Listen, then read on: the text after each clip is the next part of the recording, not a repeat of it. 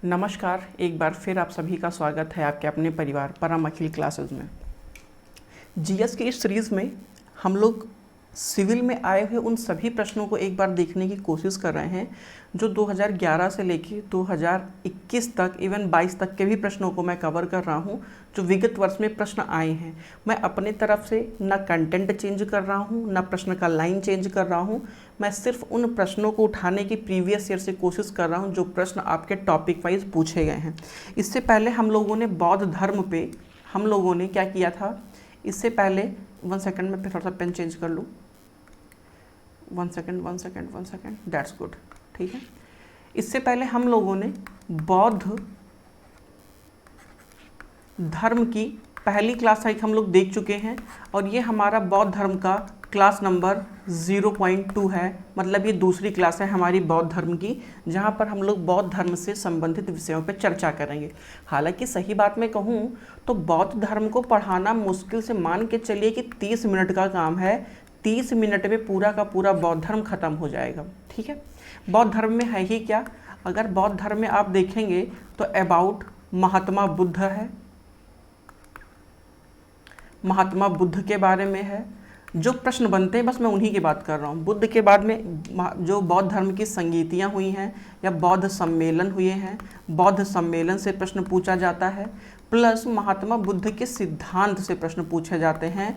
सिद्धांत का मतलब है कि जैसे श्यादवाद क्या है या श्यादवाद के साथ में अनेकांतवाद क्या है।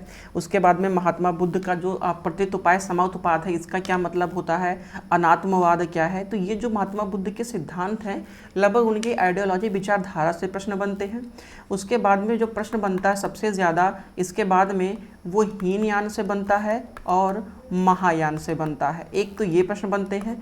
एक निम्नलिखित में से प्रश्न पूछा जाता है कि कौन से शासक बौद्ध धर्म के शासक अनुयायी थे या निम्नलिखित में से कौन सा शासक जैन धर्म का अनुयायी था। तो इनसे प्रश्न बने हैं।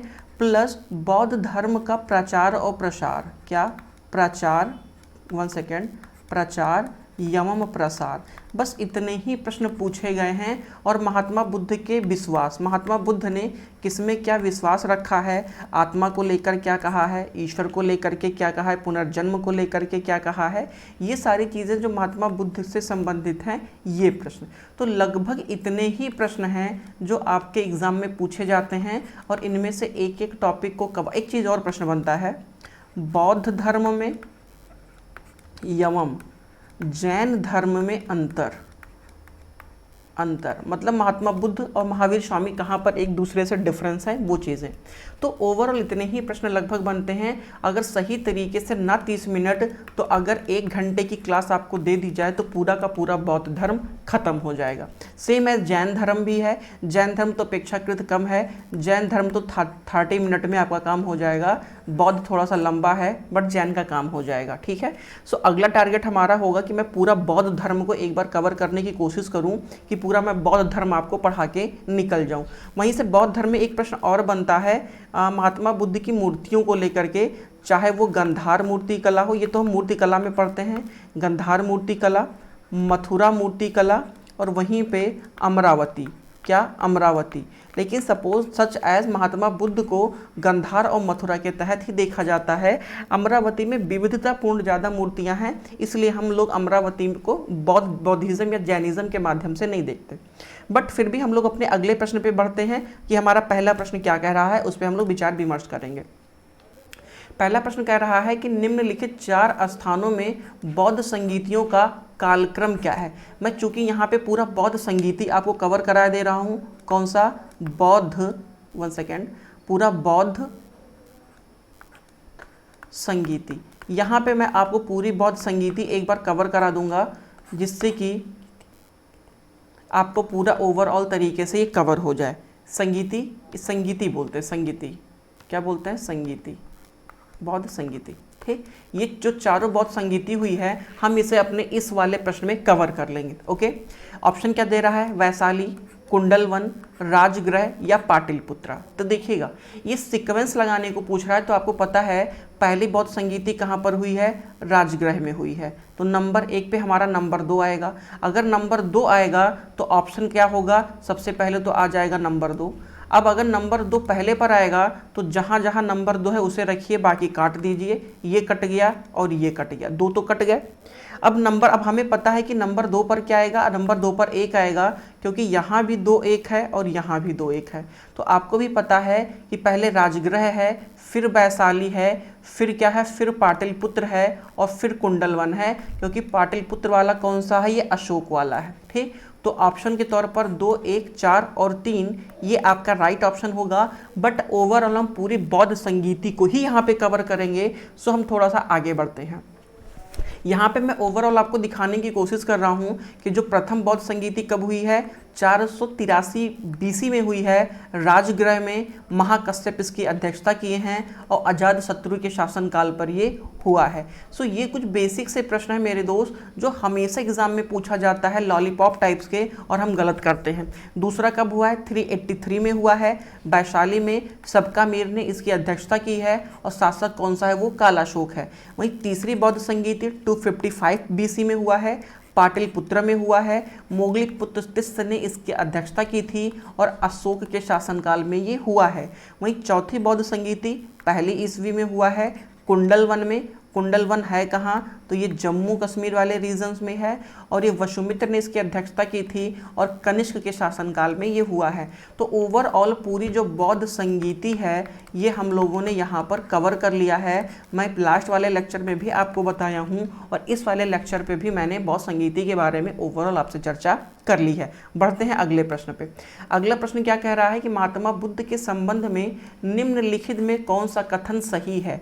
उनका जन्म कपिलवस्तु में हुआ था, उन्होंने ज्ञान प्राप्ति बोध गया में किया है, उन्होंने वैदिक धर्म को अस्वीकार किया है और उन्होंने 4 आर्य सत्यों का प्रचार किया था। तो देखिए, महात्मा बुद्ध का जन्म कपिलवस्तु के लुम्बिनी में हुआ था। कहाँ पर हुआ है, लुम्बिनी में हुआ है।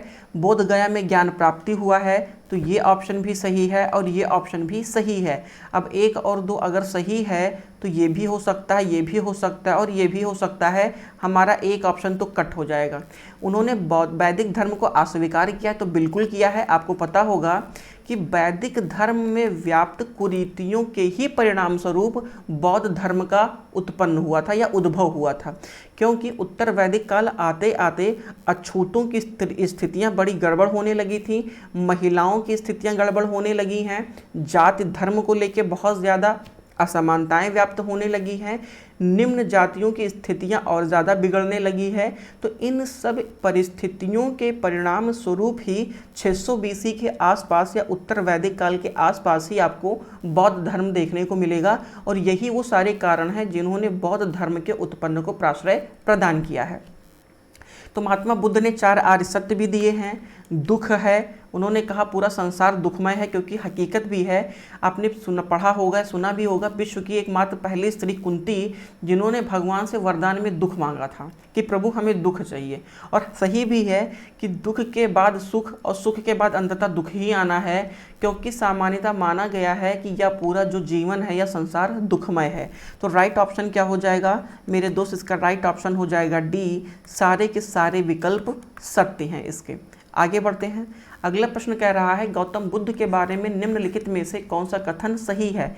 वे कर्म में विश्वास रखते थे, हाजी रखते थे, आत्मा का शरीर में परिवर्तन मानते थे, निर्वाण प्राप्ति में विश्वास रखते थे, ईश्वर की सत्ता में विश्वास रखते थे। ये सारे ऑप्शन है। तो पहली बात, बौद्ध धर्म अनीश्वरवादी है। मतलब अनीश्वरवादी का मतलब है कि वह ईश्वर को नहीं मानता। पहली चीज़ तो ये जानिएगा क्या है, वह अनीश्वरवादी है। अनीश्वरवादी है। महात्मा बुद्ध ने ईश्वर को नहीं माना।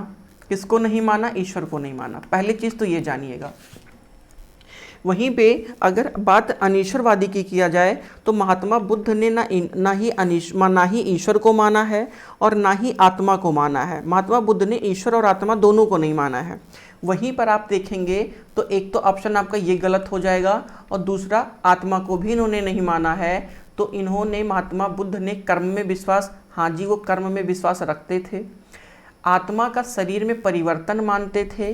तो अगर मैं बात करूं आत्मा का शरीर में परिवर्तन को लेकर के, तो मेरे दोस्त महात्मा बुद्ध ने आत्मा का शरीर में परिवर्तन मानते थे। उन्होंने कहा था कि एक आत्मा शरीर जब त्यागती है तो दूसरे शरीर को निर्माण या दूसरे शरीर को धारण करती है।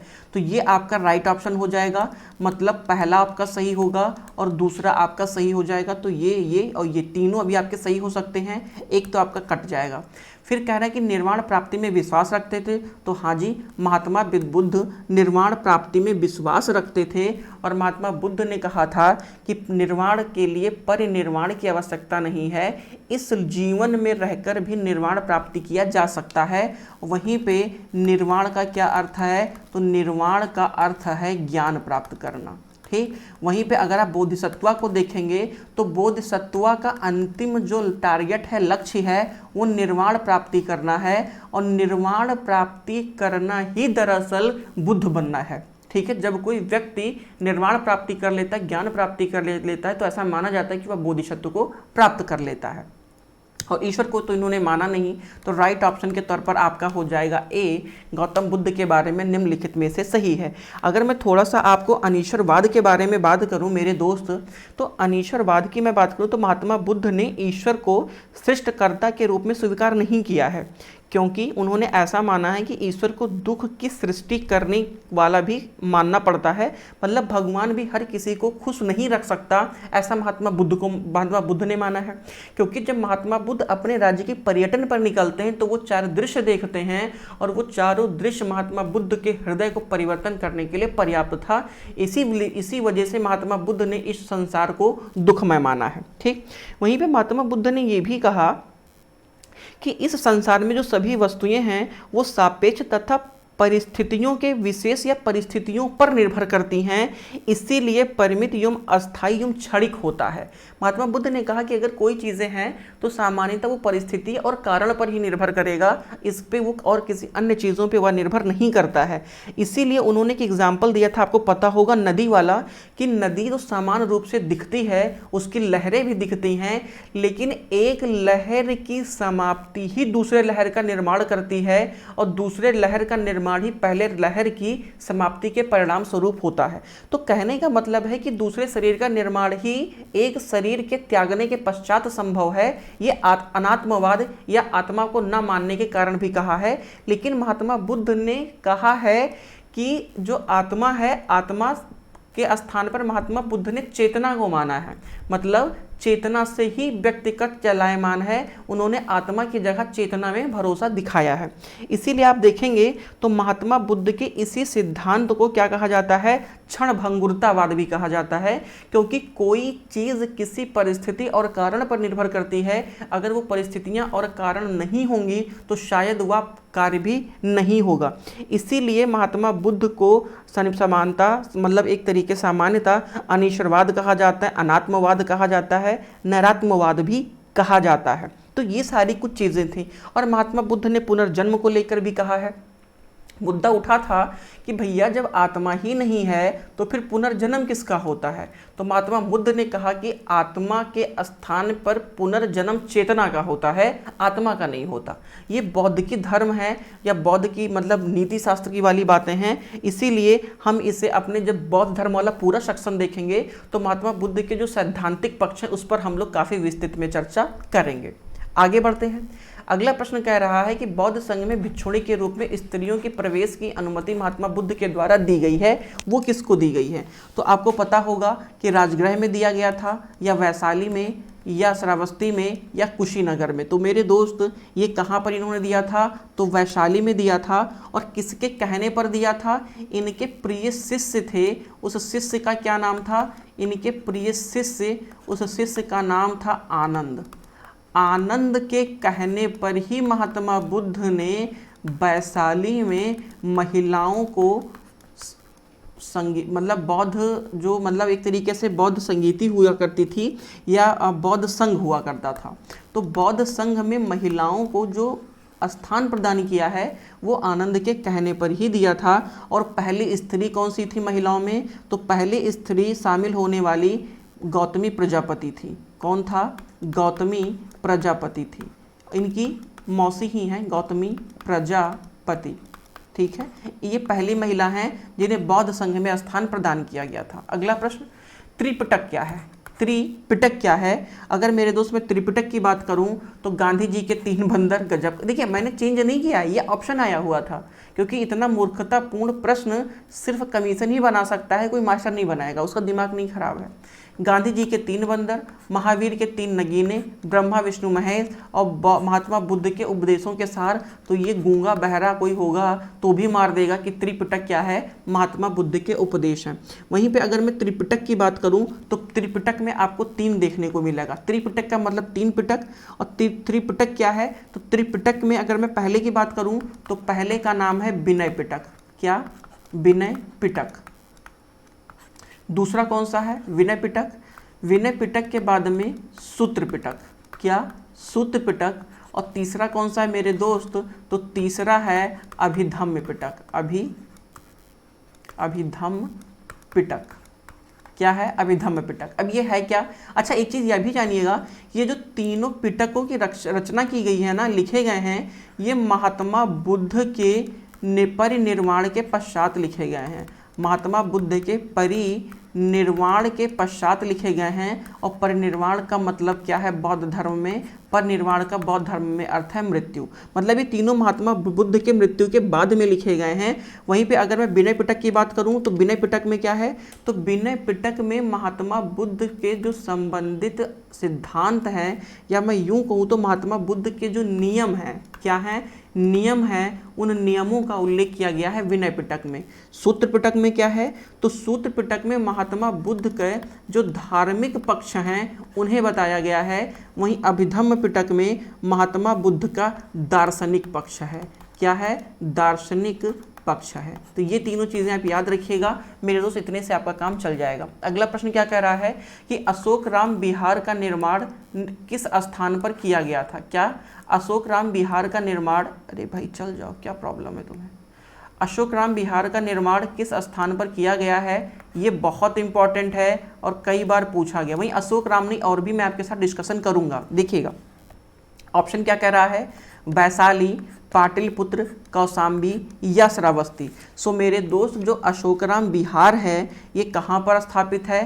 तो ये पाटलिपुत्रा में है। और पाटलिपुत्रा में किसने किया था?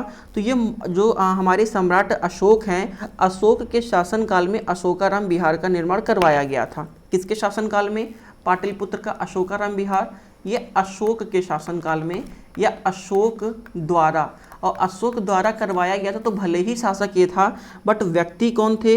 तो व्यक्ति का नाम था इंद्रगुप्त नामक, कौन था? एक थेर भिक्षु था। इसी के देख रेख में ये बनवाया गया था। क्या किया गया था? बनवाया गया था। ठीक है। और तीसरी बौद्ध संगीति किसके समय में? अशोक के समय में हुई है, ये आपको पता है। अगर मैं थोड़ा सा और बात करूं तो बिंबिसार के शासनकाल में और कौन सी एक प्रकार का मैं बात करूं तो और कौन सा विहार बनवाया गया है? तो बिंबिसार के शासनकाल में बेलुवन और सीतवन, ये दोनों का निर्माण बिंबिसार के शासनकाल में हुआ है। और कहाँ पर हुआ है? राजगृह में हुआ है। वहीं अगर मैं बात करूँ प्रसेनजित के शासनकाल में, तो प्रसेनजित के शासनकाल में आपने सुना होगा पूर्वाराम विहार की स्थापना हुई है। और ये कहाँ पर है? श्रावस्ती में है। और किसके निरीक्षण में मतलब एक तरीके से निरीक्षण में किया गया था? तो विशाखा में किया, विशाखा के संरक्षण में, या मैं यूँ कहूँ तो निरीक्षण में किया गया था।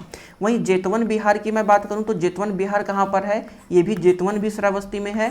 और इसे अनाथपिंडक नामक एक व्यापारी था, उसने इसका निर्माण करवाया था। वहीं पे अगर मैं घोषिताराम विहार की बात करूं तो घोषिताराम विहार कहाँ पर है? तो मेरे दोस्त घोषिताराम विहार ये कौशाम्बी में निर्माण करवाया गया है। और ये उदयन के शासनकाल में हुआ है, या उदयन शासक ने करवाया है। श्रेष्ठी घोषित एक व्यक्ति थे, उनके सर्वेक्षण या निरीक्षण में इसका निर्माण किया गया है। सो ओवरऑल हम लोगों ने यहाँ पे जो बिहार है, अच्छा बिहार है क्या? 2 वर्ड आपके लिए अभी आगे आएगा कि एक आएगा आपको बिहार और एक आएगा चैत्र, चैत्र और बिहार। तो सामान्यतः चैत्र पूजा स्थल हुआ करते हैं और विहार रहने योग्य स्थान हुआ करता है। मतलब जो बौद्ध भिक्षुक हुआ करते थे या सन्यासी हुआ करते थे, जो सामान्यतः जीवन से विरक्त रहते थे, उनके रहने के लिए जो स्थान यूज़ किया जाता था उसे विहार कहा गया है, और उनके पूजा पाठ करने के स्थान को क्या कहा गया है? पूजा पाठ करने वाले प्लेस को चैत्य कहा गया है। आगे बढ़ते हैं। अगला प्रश्न कह रहा है कि सर्वप्रथम स्तूप शब्द कहाँ पर मिलता है? ऋग्वेद, अथर्ववेद, जातक कथा या अष्टाध्यायी? अष्टाध्यायी के लेखक कौन है? तो महर्षि पाणिनि इसके अष्टाध्यायी के लेखक है। संस्कृत पे लिखी जाने वाली ये पहली ग्रंथ है। तो स्तूप शब्द का उल्लेख कहाँ पर मिलता है? ऋग्वेद में मिलता है। वहीं पे अगर आप थोड़ा सा फॉरेस्ट गार्ड की बात करें तो अभी रिसेंटली में यूपी SSSC के द्वारा एक भर्ती की गई थी जिसका नाम था फॉरेस्ट गार्ड, और फॉरेस्ट गार्ड में स्तूप के अंग प्रत्यंगों को भी बात किया गया था। तो मेरे दोस्त हम लोग थोड़ा सा स्तूप पे देखेंगे। ये क्या है? ये सांची का स्तूप है। और ये कहाँ पर है सांची का स्तूप? तो सांची का स्तूप रायसेन मध्य प्रदेश में है, MP में है। ठीक, ये पूरा है। अब एक एक चीज़ को देखिएगा। ठीक है, ये वाला जो लाइन आप देखेंगे ना, ये क्या है? ये वेदिका है। क्या है? ये वेदिका है। ये क्या है? तो ये वेदिका है। ठीक है, ये क्या चीज़ है? तो ये तोरण द्वार है। क्या है? तोरण द्वार। मैं हिंदी भी लिख दे रहा हूँ, ये तोरण द्वार है। ये वाला रीजन क्या है? ये हर्मिका है। और यही पूछा गया था कि हर्मिका क्या है, यही पूछा गया था। और हर्मिका के बाद ये वाला रीजन क्या है? तो ये वाला रीजन मेरे दोस्त छत्र है। ठीक, और सामान्यतः अगर ये वाला आप देखेंगे, ये तो ये प्रदक्षिणा पथ है जिसपे आप परिक्रमा करते हैं। और ये वाला है जिससे ये वाला रीजन, ये पूरा गोल गोल, इसको अंड बोलते हैं। क्या बोलते हैं? इसको अंड बोलते हैं। तो प्रदक्षिणा पथ क्या है? प्रदक्षिणा पथ का मतलब होता है जहाँ पर आप परिक्रमा करते हैं। उसके बाद में ये क्या है? तो ये अंड है जो ऊपर निकला हुआ भाग है। ये वाला जो आप ये चीज़ देख रहे हैं बार वाला, ये वेदिका है। ये आपका एंट्री गेट है, इसको तोरण द्वार बोलते हैं। ये हर्मिका है जो ऊपर एक तरीके से स्क्वायर शेप में होता है, और उसके ऊपर जो रखा जाता है वो छत्र होता है, या ये सबसे पवित्र छत्र ही माना गया है। ये सबसे पवित्र तौर पर आपको देखने को मिलता है। अगला प्रश्न देखते हैं। अगला प्रश्न कह रहा है कि अनात्मवाद सिद्धांत क्या है? अभी वही मैं बात कर रहा था, अनात्मवाद या अनीश्वरवाद सांख्य का है या बौद्ध दर्शन है, वेदांत है या जैन दर्शन है? तो मैंने ऑलरेडी बता दिया कि अनात्मवाद क्या है? बौद्ध दर्शन है, जहाँ पे महात्मा बुद्ध ने ईश्वर को नहीं माना है, आत्मा को नहीं माना। अनात्मवाद का मतलब है कि आत्मा को ना मानना। वही मतलब है, चाहे आप अनात्मवाद कह लीजिए, अनीश्वरवाद कह लीजिए, कि महात्मा बुद्ध ने ईश्वर को नहीं माना है। महात्मा बुद्ध ने कहा कि कोई वस्तु विशेष परिस्थिति तथा कारण से ही उत्पन्न होती है, अन्य उनके उत्पन्न होने की कोई भी परिस्थितियां नहीं है। प्रत्येक वस्तु किसी न किसी के सापेक्ष या परिस्थितियों पर विशेष रूप से निर्भर करती है, और इसी को महात्मा बुद्ध ने क्षणभंगुरता कहा है। और यहीं पे क्षणभंगुरता में ही महात्मा बुद्ध ने अनात्मवाद या आत्मा को अस्वीकार करने की जो परंपरा प्रक्रिया हमें देखने को मिलती है। बौद्ध धर्म में हीनयान और महायान संप्रदायों में सर्वाधिक मौलिक अंतर निम्नलिखित में से कौन सा है? तो मेरे दोस्त अगर मैं मौलिक अंतर की बात करूं तो अहिंसा पर बल, देवी देवताओं की पूजा, जाति रहित समाज या स्तूप पूजा। तो सबसे खास बात है मेरे दोस्त कि यहाँ पे क्या होगा, अब बौद्ध में अगर हीनयान महायान में देखेंगे तो सामान्यतः हीनयान और महायान में देवी देवताओं की पूजा विशेष रूप से आपको पृथक देखने को मिलेगा, क्योंकि हीनयानियों ने महात्मा बुद्ध को एज अ मानव के प्रभाव से देखा है, मानव के भांति देखा है, इसीलिए उन्होंने महात्मा बुद्ध की पूजा की संकल्पना को विकसित नहीं किया। लेकिन वहीं पर महायानियों ने महात्मा बुद्ध को ईश्वर के तौर पर माना है और उनकी मूर्ति निर्माण की है। मूर्ति निर्माण के कारण ही आप देखेंगे कि गंधार मूर्तिकला और मथुरा मूर्तिकला के तहत ये सारी संकल्पनाएं देखने को मिलेंगी। सो बेसिक्स अंतर देवी देवताओं की पूजा को लेकर के है, क्योंकि महायान महात्मा बुद्ध को भगवान मानकर पूजा कर रहे हैं और हीनयानियों ने एज अ ह्यूमन या एज अ मानव ट्रीट किया है। ठीक, आगे बढ़ते हैं। अगला प्रश्न क्या कह रहा है? गौतम बुद्ध एक देवता का स्थान किस राजयुग में प्रदान हुआ है? अशोक के शासनकाल में, चंद्रगुप्त विक्रमादित्य, कनिष्क या हर्ष के शासनकाल में? देखिएगा, कहने का मतलब है वही कि महात्मा बुद्ध को एज अ देवता के रूप में कब माना गया है, मतलब महात्मा बुद्ध की मूर्ति पूजा कब की गई है? तो मूर्ति के तौर पर महात्मा बुद्ध को आपको देखने को मिलेगा गंधार मूर्ति कला में। गंधार मूर्ति कला में महात्मा बुद्ध की पहली प्रतिमा बनाई गई है। पहली प्रतिमा किसमें बनी है महात्मा बुद्ध की? वो गंधार मूर्ति कला में बनी है। लेकिन सबसे ज़्यादा जो मूर्ति बनी है वो किस में बनी है? वो मथुरा मूर्ति कला में बनाई गई है। ठीक, तो ये याद रखिएगा। ये किसके शासनकाल में हुआ है? कनिष्क के शासनकाल में हुआ है। ये इसका राइट ऑप्शन होगा, कनिष्क। आगे बढ़ते हैं। अगला प्रश्न क्या कह रहा है? गांधार शैली की मूर्ति कला में महात्मा बुद्ध जो सारनाथ में प्राप्त हुए हैं, ये प्रथम धर्म उपदेश के प्रवचक मुद्रा का नाम क्या है? अभय मुद्रा, धर्म चक्र परिवर्तन मुद्रा, ध्यान मुद्रा, भूमि स्पर्श मुद्रा। अब देखिए, ये बहुत अच्छा प्रश्न है।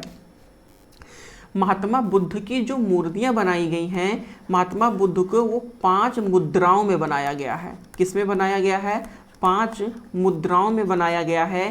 पहला है अभय मुद्रा, वरद मुद्रा, एक 5वां भी मैं लिख दूं, वरद मुद्रा। क्या है? वरद मुद्रा, वरद मुद्रा। ठीक, इन हालांकि महात्मा बुद्ध को तो बनाया गया है 10 मुद्राओं में, लेकिन जो प्रचलित है वो 5 मुद्राएं प्रचलित हैं। भूमि स्पर्श मुद्रा, वरद मुद्रा, ध्यान मुद्रा, धर्म चक्र परिवर्तन मुद्रा और अभय मुद्रा।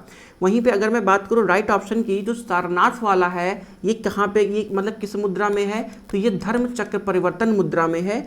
क्योंकि सामान्यतः तौर पे जो महात्मा बुद्ध की गंधार मूर्ति कला है, गंधार मूर्ति कला में हेलियोनास्टिक प्रभाव पड़ा है, और हेलियोनास्टिक प्रभाव के बाद में आप देखेंगे तो महात्मा बुद्ध की मूर्तियों को अभय मुद्रा, वरद मुद्रा, ध्यान मुद्रा, भूमि स्पर्श मुद्रा और धर्मचक्र परिवर्तन मुद्राओं के तहत बनाया गया है। ठीक, आगे बढ़ते हैं। देखिए, अभी आप एमसीक्यूज देख लीजिए ना, ये सारे प्रश्न जब हम लोग बौद्धिज्म पे बात करेंगे तो बहुत ही डिटेल्ड और व्यापक स्तर पर बात करेंगे। अगला प्रश्न क्या कह रहा है? भारत के धार्मिक इतिहास के संदर्भ में निम्नलिखित कथनों में विचार कीजिए। बोधिसत्व बौद्ध मत के हीनयान संप्रदायों की केंद्रीय संकल्पना है। ये बहुत अच्छा प्रश्न है और मैंने बहुत अच्छे प्रश्नों का संकलन भी किया है, जिससे कि आपको कुछ बेहतर जानकारी प्राप्त हो। ठीक है, देखिए, एक सिंपल सा है कि YouTube की दुनिया पे ऐसा कोई व्यक्ति नहीं हो जिसने बौद्ध धर्म को ना पढ़ाया हो। ठीक, लेकिन कोशिश यहाँ पे ये है कि आपको कुछ अलग मिले, लोगों से हटकर मिले, जिससे कि आप अगर मेरे चैनल पे हैं, अगर आपने इस क्लास को देखा है तो आपका नॉलेज इन्हेंस हो, और ये हमारी प्राथमिकता और हमारी कोशिश है। दूसरा ऑप्शन कह रहा है कि बोधिसत्व अपने प्रबोध के मार्ग पर बढ़ता हुआ करुणामय है।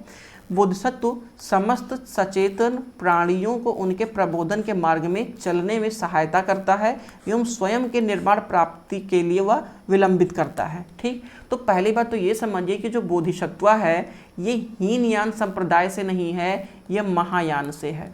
किससे है? ये महायान से है, क्योंकि महायानियों में ही निर्वाण प्राप्ति की बात कही गई है। और सबसे खास बात है कि जो बोधिसत्व है इसकी संकल्पना ही महायान संप्रदाय के प्रति में है, ना कि हीनयानियों में है। तो पहला तो कट हो गया। अब बचा 2 और 3, तो मेरे दोस्त ये दोनों सही है। आई मीन राइट ऑप्शन के तौर पर आपका बी हो जाएगा, 2 और 3। अब ये आपका कॉमन सेंस कहता है कि ए, सी, बी और डी, आप ऐसे मत गलत करिएगा। अगर वहाँ पे ए, सी, बी और डी लिखा है तो आपको बी पे टिक करना है, ना कि आप सी पे टिक करिएगा। अपने मन से कुछ मत सोचिएगा, इसीलिए मैंने इसको यहाँ पे ये लिख रखा है ताकि मैं क्लास में आपको बता सकूँ। अगला प्रश्न देखते हैं। अगला प्रश्न कह रहा है कि शून्यता के सिद्धांत का सर्वप्रथम प्रतिपादन करने वाले बौद्ध दार्शनिक का नाम क्या है? नागार्जुन, आनंद, नागसेन या अश्वघोष। सो मेरे दोस्त, अगर मैं बात करूं किसकी बात करूं, शून्य वाले सिद्धांत की, शून्यता की या शून्यवाद की, तो शून्यवाद का जो प्रवर्तक माने जाते हैं ये नागार्जुन भैया को माना जाता है। और नागार्जुन शून्यवाद के प्रवर्तक होने के साथ ही में एक वर्ड आपको देखने को मिलेगा, एक बहुत ही मतलब एक मैं यूँ कहूँ आपने पढ़ा होगा मलिंद प्रश्न। मिलिंद, वो जो मिनांडर है उसी का नाम है मिलिंद। तो एक बार राजा मिलिंद क्या है? मिलिंद यवम नागसेन। ठीक, मिलिंद यवम नागसेन, इसका संवाद कहाँ पर है? मिलिंदोपन्हों में है। मिलिंदोपन्हों कहा जाता है, मिलिंदपन्न कहा जाता है, मिलिंद के प्रश्न कहा जाता है, ये भी। और नागसेन भी बहुत बड़ा बौद्ध भिक्षुक रहा है, लेकिन शून्यवाद के जो प्रवर्तक रहे हैं वो कौन रहा है, वो नागार्जुन रहा है। इसी के साथ में आप देखेंगे कि जो शून्यवाद है इसको सामान्यतः माध्यमिक कार्य भी कहा जाता है। क्या कहा जाता है, माध्यमिक। मैं थोड़ा पेन चेंज कर लूँ। जो आपका शून्यवाद है, इस शून्यवाद को क्या कहा जाता है, माध्यमिका। आप इसे माध्यमिका भी कह सकते हैं या माध्यमिक, जो भी आपकी इच्छा हो आप वो कह दीजिए। क्या कहा जाता है, माध्यमिक या माध्यमिका कारिका, माध्यमिक कारिका या माध्यमिक कारिका भी कहा जाता है। और इसे ही सापेक्षवाद भी कहते हैं, इसे ही सापेक्षवाद भी कहते हैं। तो ये चीज़ें याद करिएगा। इसमें ही माना गया है कि प्रत्येक वस्तु किसी न किसी कारण से उत्पन्न होती हैं और वह उस पर ही निर्भर करता है। इसीलिए नागार्जुन के इस सिद्धांत को प्रतीतोपाय सम उत्पाद को ही शून्य कहा है। मतलब जो महात्मा बुद्ध ने सिद्धांत है, नहीं, महात्मा बुद्ध का क्या, प्रत्यय सम उत्पाद। ठीक, इसका मतलब प्रत्येक का मतलब है कि कुछ करने से, और सम उत्पाद का मतलब है कि कुछ होता है।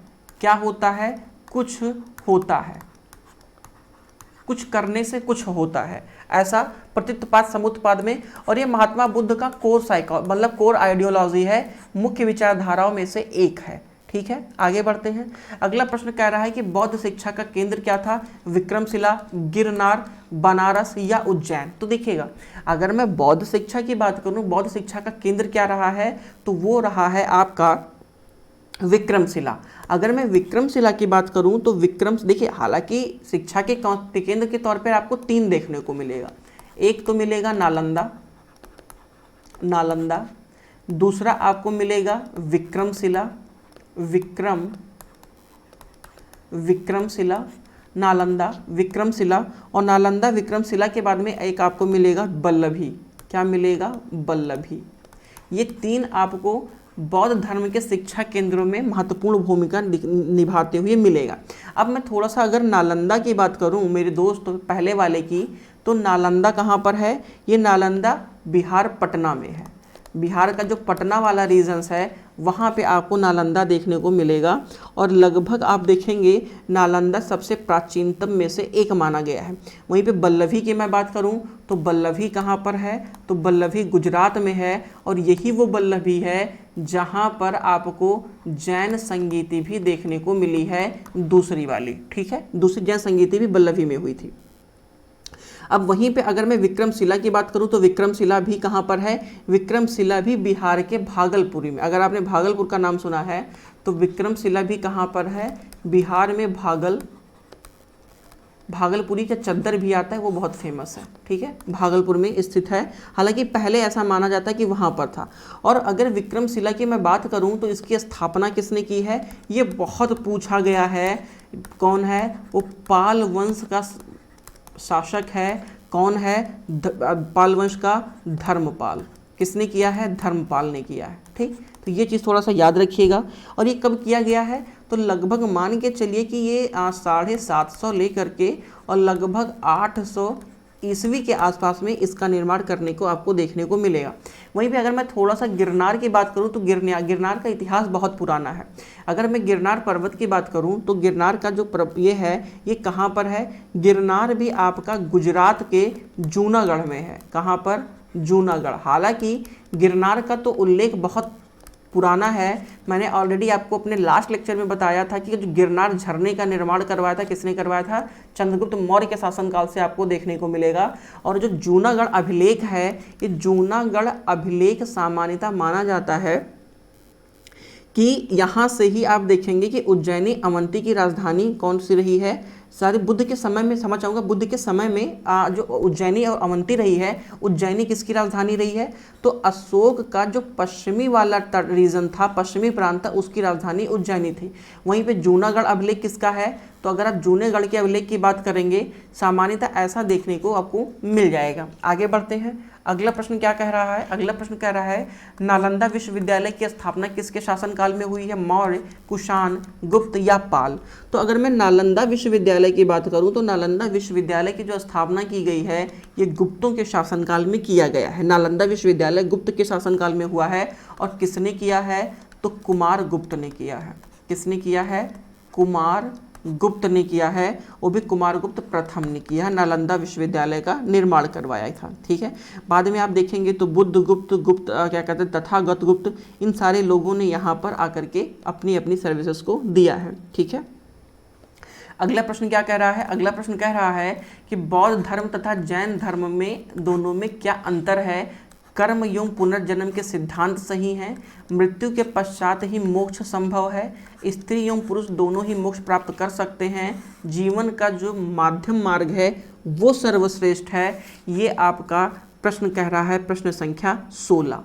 सो मेरे दोस्त अगर मैं इसकी बात करूं कि किस में भरोसा रखते हैं, तो पहली बात तो आप ये समझिए, मैं यहाँ से लेता हूँ कि जीवन का माध्यम मार्ग होना चाहिए, ऐसा सिर्फ बुद्ध माने हैं। कौन माना है, महात्मा बुद्ध माने हैं, जैनियों ने ऐसा नहीं माना है।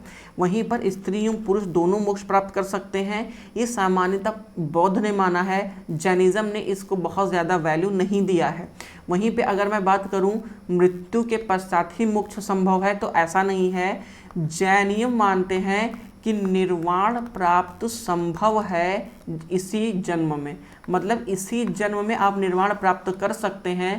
निर्वाण प्राप्त के लिए परिनिर्वाण की आवश्यकता नहीं है। लेकिन जैनियों का मानना है कि कैवल्य प्राप्त के लिए निर्वाण प्राप्त आवश्यक है। अब समझ लीजिए क्या, एक है परिनिर्वाण, परिनिर्वाण क्या है, परिनिर्वाण। अब देखिएगा बौद्धिज्म में परिनिर्वाण का मतलब है मृत्यु और निर्वाण का मतलब है ज्ञान। ये किसका है, ये बौद्ध धर्म का है। और जैन में कैवल्य का मतलब है ज्ञान और निर्वाण का मतलब है मृत्यु। तो जैनिज्म मानते हैं कि कैवल्य प्राप्त निर्वाण प्राप्ति के बाद संभव है, मतलब जब तक आप मरेंगे नहीं आपको ज्ञान की प्राप्ति नहीं होगा। इसलिए ये वाली भी लाइन इनकी गलत है, ये भी गलत, ये भी गलत। सिर्फ पहला ही ऑप्शन सही है कि दोनों ने कर्म और पुनर्जन्म को माना है। तो मेरे दोस्त ये कुछ हमारे इंपॉर्टेंट प्रश्न है। ओवरऑल हम लोगों ने अपने बौद्ध धर्म को खत्म कर लिया है और नेक्स्ट सेशन में हम अपने जैनिज्म पर बात करेंगे। तो मिलते हैं अपने नेक्स्ट सेशन में, तब तक के लिए थैंक यू सो मच, जय हिंद। और इसकी PDF आपको हमारे टेलीग्राम चैनल परम अखिल क्लासेस में मिल जाएगा, उसका लिंक मैं आपको डिस्क्रिप्शन बॉक्स में प्रोवाइड कर दूंगा।